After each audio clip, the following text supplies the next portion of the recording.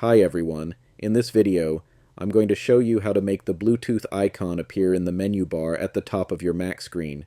Right now, you can see that the Bluetooth icon isn't visible in my menu bar. Let's fix that. To begin, you need to open System Settings. You can do this by either clicking on the System Settings icon in your dock, or if you don't see it, clicking on the Apple logo in the top left corner of your screen, and selecting System Settings from the drop-down menu. Once you're in System Settings, look at the left-hand menu and scroll down until you find Control Center. Click on it.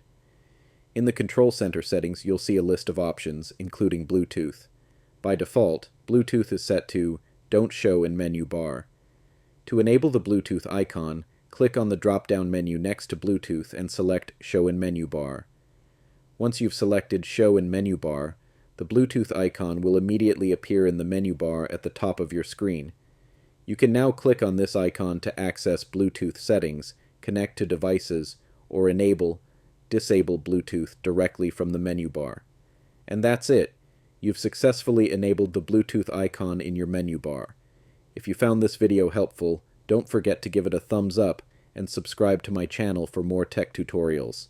Thanks for watching, and I'll see you in the next video.